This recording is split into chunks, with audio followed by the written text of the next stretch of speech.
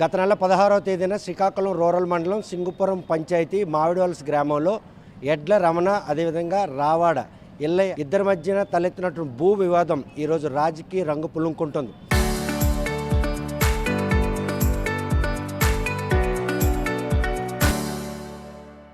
జైల్లో ఎల్లయ్య తన సోదరుడు అదేవిధంగా కుమారుడు జైల్లో ఉంటే వైఎస్ఆర్ కాంగ్రెస్ పార్టీ శ్రేణులందరూ కూడా స్థానిక ఎమ్మెల్యే ప్రోద్బలంతోనే వారిని అరెస్ట్ చేయించారని చెప్పి వారిని ములాఖాత్ కావడం జరిగింది. కాకపోతే ఈ విషయంలో రమణకి ఈ రాజకీయంగా ఏమైనా అండదండలు ఉన్నాయా, అసలు ఎమ్మెల్యే ఆయనకి తెలుసా, ఎమ్మెల్యే అనుచరుడు అవునా కాదా అనే విషయం ప్రస్తుతం ఎవరైతే ఎడ్ల రమణ మనతో చూస్తే కనుక ఈ విషయంలో ఈరోజు వాళ్ళ అరెస్ట్ వెనక రమణకి అండగా స్థానిక ఎమ్మెల్యే గొండు శంకర్ ఉన్నారట, నిజమేనా? ఎమ్మెల్యే గారు అంటే ఏం లేదు, మా ఇంటి దగ్గర పరిస్థితి ఏం బాగోలేదు. మా నాన్నగారు హ్యాండిక్యాపరు, ఎవరు లేరు. మా అమ్మగారు చనిపోయి 6 నెలలు అయింది. అన్ని రకాలుగా మాకు పొలం దగ్గర ఇబ్బంది పెడుతున్నారు. వాళ్ళు కొనేది పోరంపోగు ల్యాండ్, మాది పక్కన జరైతే 73 సెంట్లు. సర్వేర్లకి ఎంఆర్ఓకి అందరికీ కంప్లైంట్ చేసి నాది 73 నాకు ఇప్పించాను సార్, వాళ్ళు మాకు ఇలాగ అల్లరి పెడుతున్నారు అని చెప్పేసి అన్నారు. సర్వేర్ వచ్చారు, కొలిసేసి ఇచ్చారు. 72 సెంట్లకి ఇచ్చారు. ఇస్తే నేను మళ్ళీ అడిగితే ఆ సెంటు కూడా కొలిసేసి ఇచ్చేస్తామనేసి రమ్మని చెప్పేసి అన్నారు. నేను మా ట్రాక్టర్ షెడ్కి పనికి వెళ్ళిపోయాను. తెల్లవారు 6 గంటలకు వెళ్ళిపోయాను, పని వాళ్ళు ఎవరు రాలేదని. నేను పని చేసుకుంటుంటే నాకు 9 గంటలకి ఫోన్ చేసి రమ్మని చెప్పారు.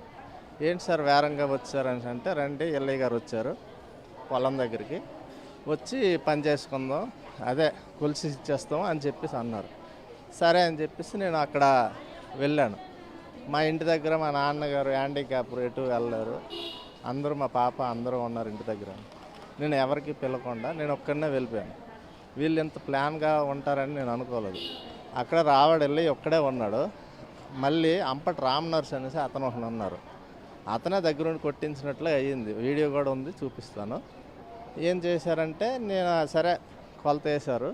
కొలత వేసేటప్పుడు రావాడల్లయ్య ఇదంతా ఏకపక్షంగా మాట్లాడుతాను అనేసి సర్వేర్ మీద గట్ట బాగా తిట్టడం అన్నీ జరిగాయి. ఇది రాజకీయం చేస్తాను అదే అంటే, రాజకీయం ఏం కాదు, మీకు నచ్చిన సర్వేరు తెచ్చుకోండి అని చెప్పేసి అన్నారు. సరే అని చెప్పేసి వాళ్ళు పల్లకొన్నారు. ఇది కొలిసాక వాళ్ళది 8 సెంట్లు జరాయితీ కింద 635 నెంబరు జరాయితీ కింద చూపించారు. 634లో 16 నెంబరు శ్మశానంకి సంబంధించిందని చెప్పేసి సర్వేర్లు ఎంఆర్ఓ అందరూ క్లోజ్ చేస్తారు. అది కూడా ఈయనకి వెళ్ళకూడదు, ఇటువైపు ఫోన్లు వేసేస్తాం, దౌర్జన్యంగా ఫోన్లు కూడా వేసేసారు.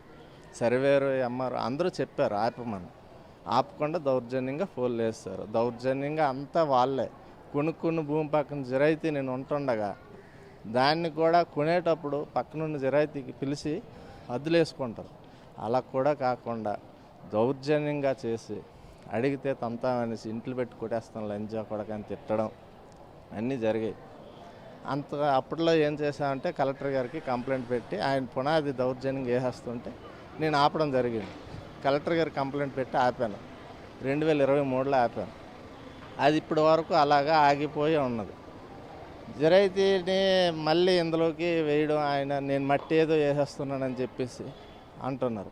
నేను ఏదో వేసాను, నేను కొనుక్కున్న మట్టే కదా, నా పొలంలో వేసేయాలి కదా, వేయకుండా దౌర్జన్యం నిరూపించారు. ఎల్లయ్య రమణ ఇద్దరు ఇట్లాంటి సత్సంబంధాలు ఉండి ఒకే సమాజం వచ్చింది మీ ఇద్దరి మధ్యన కూడా ఈరోజు వివాదాలు తలెత్తడానికి కేవలం స్థలమే వివాదమైనా లేకపోతే ఇతరత్ర కారణాలు ఏమైనా రాజకీయ అధిపతి? ఏ రాజకీయంగా ఏమీ తగులేం లేవు. ఆయన ఒక టెంపుల్ నిర్ణయించారు ఊర్లో, శివాలయం, గౌరీ పరమేశ్వర శివాలయం కట్ట. పునాది నుంచి గుడి ఓపెనింగ్ వరకు నేను అక్కడ సహాయం చేశాను. నాకు బాగా క్లోజ్ ఫ్రెండ్స్ లాగా అందరం ఉండేవాళ్ళం. బొగ్గప్పారావు అందరం క్లోజ్గా ఉండేవాళ్ళం. ఏ రోజు కూడా మాలో ఎప్పుడు తగులు లేవు. దీన్ని ఆయన అడిగిన రేటుకి నేను భూమి ఇచ్చిస్తే చాలా మంచోడు రమణ. ఆయన అడిగితే నేను ఇవ్వట్లేదని చెప్పేసి షెడ్డోడి కింద ఈరోజు నిరూపించి సర్వేరు ఉంటుండగా కొలుస్తుండగా సర్వేరు ఉంటుండగా తల మీద రాడ్తో అంటే క్రికెట్ బ్యాటు ఆడుకున్న స్టిక్తో తెచ్చి వాళ్ళు ప్రసాద్ వెనక నుంచి వచ్చి ఫ్రంట్ నుంచి వచ్చి బైక్ ఆపి టక్మని కొట్టేశాడు. ఎల్లయ్య వచ్చి ముందర నన్ను కొట్టేసి తోస్తాడు. మా ఇద్దరం కుమ్ములాడుతుండగా అతను వచ్చి అంపటి రామనర్స్ వచ్చి నన్ను లాగేసి ఆయన దగ్గరుండి చేయించాడు. ఇది అంపటి ఎల్లయ్య రమణ మధ్యన ఇటువంటి స్నేహపూర్వకమైన సంబంధం ఉన్న నేపథ్యంలో ఈరోజు ఎల్లయ్య తన సోదరుడు వాళ్ళ అబ్బాయి జైల్లో ఉంటే వైఎస్ఆర్ కాంగ్రెస్ పార్టీ శ్రేణులు ములాఖాత్కి వెళ్ళారు. ఈరోజు నీకు జరిగిన అన్యాయంపై స్థానిక ఎమ్మెల్యే స్పందించి ఉండకపోతే వారు అరెస్ట్ అయి ఉండేవాళ్ళు కాదా, లేకపోతే పోలీస్ స్టేషన్ ముందు వెళ్తే పోలీసులు నీ కంప్లైంట్కి ప్రాధాన్యత ఇచ్చారు? నా కంప్లైంట్కి ప్రాధాన్యత ఇచ్చారు. ఎందుకంటే దెబ్బలు బాగా ఎక్కువ తగులున్నాయి కాబట్టి నేను వెళ్ళిన వెంటనే నన్ను స్పందించారు. హాస్పిటల్లో నేను జాయిన్ అయ్యాను. ఈరోజు 17 రోజులు అయింది. 18 రోజున నేను డాక్టర్ల దగ్గర నుంచి బయటికి వెళ్ళడం జరిగింది. ఈరోజు కూడాను ఎంఆర్ఐ స్కాన్ చేశారు. తలకి నరాలు బాగా ఎక్కువగా దెబ్బలు తగిలిన వల్ల నరాలు కొద్దిగా ఉబ్బిపోయి ఉన్న వల్ల ఈరోజు మళ్ళీ ఎంఆర్ఐ స్కాన్ రిపోర్ట్ ఇస్తామని అంటే నేను రావడం జరిగింది. అంటే మీ మీద దాడి చేసిన తర్వాత వాళ్ళు అప్ స్కాన్లోకి వెళ్ళిపోయారా? వాళ్ళని పట్టుకునే క్రమంలో వాళ్ళ అరెస్ట్ ఆలస్యం అయిందా, లేకపోతే వారికి ఏమైనా రాజకీయ ఇంప్లుయెన్స్ ఉండబట్టి రమణకి ఎవరు అండదండలు లేరు కాబట్టి నీకు న్యాయం జరిగే పరిస్థితి ఉండకపోనేమో ఎమ్మెల్సీ కాకపోతే? నన్ను రాజకీయంగా ఎప్పుడూ కూడా ఎవరు కూడా నాకు సహాయం అయితే చేయలేదు. నేను ఒక ఆర్థికంగా ఉన్న వాళ్ళని నేను వర్క్ చేసుకొని నా జీవనోపాధి నేను కలుపుకుంటాను. మేము ఇంట్లో నుండి తప్ప ఎవరు రాజకీయంగా కానీ రమణకి ఎమ్మెల్యే అండదండలు ఉన్నాయి. కేవలం ఎమ్మెల్యే గొండు శంకరే ఈరోజు ఆ ముగ్గురిని అరెస్ట్కి కారకులయ్యారు. రమణకి వెన్నంటూ నిలబడ్డారు. నిజమేనా? లేదు సార్, లేదు. నాకు ఈ దెబ్బలు తగలడం చూసి నాకు సహాయంగా నేను చేయమనిసి ప్రాధాయపడుతున్నాను. కానీ నాకైతే ఏ రాజకీయంగా నాకు ఏ ఒత్తిడి లేదు. నేను రాజకీయంగా ఎప్పుడూ కూడా నేను తిరగడం కానీ ఏమీ లేదు. నన్ను వాళ్ళు రాజకీయంగా చేసిస్తే ఏం చెప్పలేను, కానీ నాకు అభిమానం అయితే ఆ పార్టీ మీద ఎక్కువగా అభిమానం ఉండేది. ఈరోజు కూడా బొగ్గప్పారావు వాళ్ళని అంటే అభిమానంగా ఉండేది, కానీ ఏ రోజు కూడా సార్ని ఎప్పుడు కూడా నేను సహాయం అడగలేదు. ఎందుకంటే నా దెబ్బలు తగిలి బాగా ఇబ్బంది పడుతున్నాను కాబట్టి నేను సైలెంట్. ఎల్లయ్య ఈరోజు వాళ్ళిద్దరూ కలిసి రమణ బేస్ చేసుకొని ఎమ్మెల్యే అండదండలు ఉన్నాయని రాజకీయం కోసం రమణను వేదిక చేసుకున్నారంటే? రాజకీయంగా వాళ్ళు చేశారనేసి అంటే చేశారు. రాజకీయంగా ఈరోజు ప్లాన్ చేసి నన్ను రాజకీయంలో దింపేసి లేనిపోని మాటలు ఆడించేసి ఈయన టీడీపీ మనిషి అని చెప్పేసి లేనిపోని మాటలు అబండాలు నా మీద పైన వేసేసి నన్ను ఈరోజు రాజకీయంగా చేసి ఇబ్బంది పెడుతున్నారు. కానీ నేను ఒక సాధారణమైన మెకానిక్ను, ఒక ట్రాక్టర్ ట్రైలర్స్ తయారు చేసుకున్న మెకానిక్, అంతేగాని నాకు రాజకీయంగా ఎటువంటి సంబంధం లేదు. నీకు వచ్చిన కష్టాన్ని పరిణామాలు తీసుకొని ఎమ్మెల్యే సాయం చేసిన సహాయాన్ని రాజకీయం చేస్తున్నారు అనిపిస్తుంది. ఈరోజు ఇంతమంది జైలు దగ్గరికి వచ్చి ములాఖాత్కి వచ్చారంటే ఆయన మీద ఎల్లయ్య మీద అభిమానం మీద వెళ్తున్నారు, కానీ నా దగ్గరికి అయితే ఎవరూ రాలేదు. నేనైతే చూడలేదు. ఈ రోజుకి నేను హాస్పిటల్లోనే ఉన్నాను. మొన్ననే 3 రోజులు అయింది డిశ్చార్జ్ అయ్యి. ఈ రోజుకి ఈ రిపోర్ట్లు వస్తాయనేసి నేను రావడం జరిగింది. కొంతమంది ఈరోజు జైలు దగ్గరికి వచ్చి ములాఖాత్ వెనక కేవలం రాజకీయం చేయాలని ఉద్దేశం కనిపిస్తుందా? ఓన్లీ రాజకీయంగా చేశారు. రాజకీయంగా ఇవంతా రాజకీయంగా చేస్తున్నారు, కానీ ఏ రోజు కూడా నాకైతే రాజకీయంగా ఎవరూ సహాయం చేయలేదు. నేను అడగదలుచుకోలేదు. కానీ మీకు ఎమ్మెల్యే వెన్నుదన్ను ఉన్నదని చెప్పి బాహాటంగా ఆరోపిస్తున్నారు కావాలని చెప్పి. ఈరోజు లేదు, ఆయన మీద అనడానికైతే తప్పు. మేమైతే ఆయనకి ఏమీ అడగలేదు. రాజకీయంగా నాకు సహాయం చేయని కూడా అడగలేదు. నాకు తగిలే దెబ్బలు బాగా ఈ రోజుకి ఇంకా బాగా ఎక్కువగా ఉన్నాయి. అందువల్ల నేను పోలీసులనే సహకరిస్తాను, కానీ రాజకీయంగా ఎప్పుడూ నేను అడగను. కానీ మీ తరపు నుండి జిల్లా ఎస్పీకి ఎమ్మెల్యే గారు కూడాను రెఫరెన్స్ ఇచ్చారట, నిజమేనా? జిల్లా ఎస్పీ గారికి మేమే వెళ్ళి కంప్లైంట్ ఇద్దామనేసి మేమే వెళ్తున్నాం, కానీ ఆయన అయితే రెఫరెన్స్ ఏమన్నారు. అంటే ఎమ్మెల్యేకి అండదండలు మీకున్నాయి అన్న ఆరోపణలు ఎక్కడ కూడా వాస్తవం లేదా? ఎక్కువగా ఆరోపణలు చేస్తున్నారు, కానీ ఏమైతే వాస్తవం ఏం లేదు. ఆయనకి మేము మాట్లాడడం అయితే మామూలుగా నాకు దెబ్బలు తగలక ముందులైతే మాట్లాడాం, కానీ ఏ రోజు కూడా నేను రాజకీయంగా అయితే పాటు తిరుగుతున్నప్పుడు వైఎస్ఆర్ కాంగ్రెస్ పార్టీ అభిమానిగానే రమణ కొనసాగారంటే? అభిమానంగానే అప్పుడు ఉండేవాడు. నన్ను వీళ్ళే కోరి ఈ పార్టీ మన పార్టీలో లేరు, టీడీపీ అని చెప్పేసి లేనిపోని అడమలు చేశారు, కానీ నేనైతే టీడీపీ అని ఒక మెకానిక్ అయి ఉండి నీ పొలం దగ్గర వచ్చిన సమస్యని పరిష్కరించేందుకు చేసిన ప్రయత్నంలో ఎల్ఐకి నీకు మధ్య తలెత్తినటువంటి ఈ తగాదాన్ని రెండు పార్టీలు పంచుకున్నాయా? నేను పరాకున ఉన్నాను, ఆయన వచ్చి కొట్టేసి మా ఇద్దరం ఇదవుతుండగా అంపటి రామనర్స్ అనేది విడదీసి ఆయనే దగ్గరుండి కొట్టించాడు. అంపటి రామనర్సే ఎక్కువ, ఆయన మెయిన్ అరెస్ట్ చేయించాలి, ఎందుకంటే ఆయన చేసింది ఎక్కువ.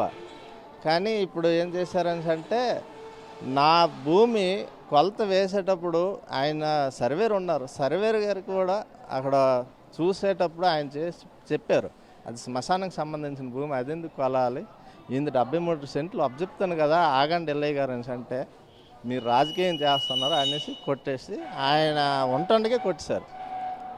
ఆయన వంటండకే కొట్టేసి ఈరోజు నాకు తల పగల కొట్టేశారు. రావాడ ప్రసాద్, రావాడ అప్పన్న, రావాడ ఎల్లయ్య, అంపటి రామనర్, వీళ్ళు నలుగురు ఉంటుండగా నాకు చేశారు. ఇంతమంది జైల్లో ములాఖాత్ కలవడానికి వెళ్ళారే తప్ప వచ్చి అదే గ్రామానికి చెందినట్టు రమణకు వచ్చిన కష్టం మీద ఎవరు కూడా కారణం ఏంటి? ఇది రాజకీయంగా చేస్తారు, ఇది రాజకీయంగా ఒత్తిడి చేసి రాజకీయంగా చేశారు. కానీ టీడీపీ మనిషిని అని చెప్పేసి నన్ను టీడీపీ అని చెప్పేసి నన్ను ఇలా చేస్తున్నారు. కానీ ఇది ఏమీ లేదు. ఎప్పుడైనా గొండు శంకర్ని ప్రత్యక్షంగా కలవడం కానీ ఫోన్లో మాట్లాడడం కానీ ఎప్పుడైనా చేశారు? ఫోన్లోనైతే ఏ రోజు మాట్లాడలేదు.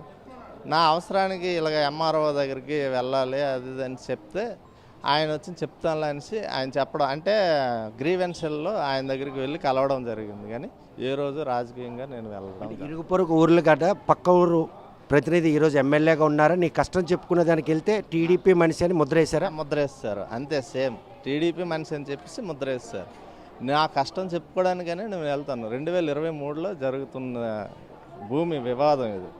అప్పటి నుంచి నేను సర్వేర్కి పెట్టడం జరగడం చేయడం, వాళ్ళు రాకపోవడం, నేను సర్వేర్ పెట్టిన తర్వాత మళ్ళీ సర్వేర్ వెళ్ళిపోవడం, వాళ్ళు లేకపోతే నువ్వేం చేస్తావు అనేసి అనేయడం, అలాగా నేను ఎఫ్లైన్ కట్టడం, డబ్బులు 500 పోవడం, అలా ఉండిపోవడం అయిపోయేది. లాస్ట్కి పార్టీ రావడం, ఆయనకి వెళ్ళి అడగడం జరిగింది ఇలాగా గ్రీవెన్స్లో, సార్ నాకు ఇలా జరిగింది, నాకు ఇలాగా మాకు 73 సెంట్లు మాకు ఇప్పించండి సార్, మాది ఎస్ఎల్ఆర్లో అదే భూమి ఉంది, మా నాన్నగారి పేరు ఎడ్ల లచ్చయ్య, ఆయన పేరు మీద ఉంది, నాకు అప్పచెప్పాను సార్ అనేసి అంటే సరే అని చెప్పేసి చెప్పడం జరిగింది. ఎంఆర్ఓ వచ్చారు, అందరూ చూశారు, ఆయన 73 అని చెప్పేసి నిర్ధారణ చేశారు. ఇప్పుడు రాజకీయంగా నన్ను అన్ని రకాలుగా రాజకీయంగా టీడీపీ మనిషి అని చెప్పేసి ఈరోజు రాజకీయంలో లేనిపోయినవన్నీ చేస్తున్నారు. చూస్తే కనుక ప్రస్తుతం నీకు వచ్చిన సమస్య పరిష్కారం అవుతుంది కాబట్టి స్థానిక ఎమ్మెల్యే దృష్టికి తీసుకెళ్ళినటువంటి రమణమూర్తి మీద టీడీపీ అని ముద్రేసి స్థల వివాదాన్ని ఈరోజు రెండు పార్టీలు పంచుకుని అంతేనా? అంతే ఏం లేదు. అదే స్థలం వివాదం చేసి నాకు ఈరోజు ఆయన అడిగే రేటుకి భూమి ఇచ్చిస్తే రమణ మంచోడు, నేను ఇవ్వట్లేదని అంటే నన్ను పడతాను అని చెప్పేసి బెదిరించడం జరిగింది. చూస్తే కనుక మామిడివలస గ్రామంలోని ఎల్లయ్య రమణల మధ్యన తలెత్తినట్టు భూ వివాదం ఈరోజు రెండు పార్టీలు కూడాను వేదిక చేసుకున్నాయి. కాకపోతే వైఎస్ఆర్ కాంగ్రెస్ పార్టీ అభిమానిగా ఉన్నటువంటి రమణ్ని ఎల్ఐకి మధ్యన స్థల వివాదంలో తలెత్తినటువంటి తొక్కిసలాట కారణంగా గాయాలు పడడం జరిగింది. గాయాలైన అనంతరం మాత్రం దాడి చేసిన వారు కూడా పరారయ్యారు.